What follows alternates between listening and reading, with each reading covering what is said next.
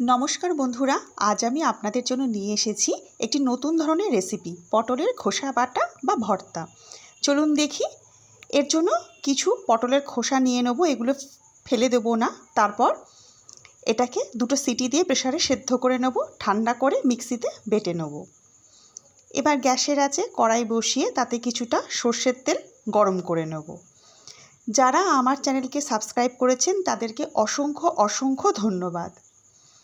এরপর 20-25টা রসুনের কোয়া আর 5-6টা কাঁচা লঙ্কা, 2 চামচ কালো জিরে জল দিয়ে একটু বেটে নেব।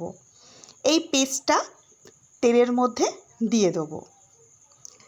যারা এখনও পর্যন্ত লগ্নস কিচেন সাবস্ক্রাইব করেননি, ভিডিওটি শেষ পর্যন্ত দেখার পর যদি ভালো লাগে একটিবার সাবস্ক্রাইব করে দেবেন। এবারে সাথে সাথে এর মধ্যে দিয়ে দেব পটলের খোসা বাটাটা। তারপর এই মশলার সঙ্গে ভালো করে মিশিয়ে নেব। এবারে এর মধ্যে দিয়ে দেব পরিমাণ মতো লবণ, কারণ আমরা যখন পটলের খোসাটা সেদ্ধ করেছিলাম ওতে তখন আমি লবণ দিইনি, তাই পরিমাণ মতো লবণটা এখানেই দিয়ে দেব। আর দেব পরিমাণ মতো হলুদ গুঁড়ো।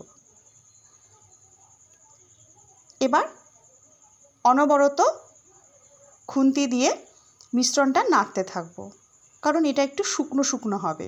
দেখুন এখনও জল ভাবটা আছে, এটা একেবারে শুকিয়ে নিতে হবে। আর একটু শুকিয়ে নেব। এবারে একদম রেডি। চলুন নামিয়ে ঝরঝরে গরম ভাতের সঙ্গে পরিবেশন করুন পটলের খোসা বাটা। নমস্কার, ফিরে আসবো নতুন কোনো রেসিপি নিয়ে।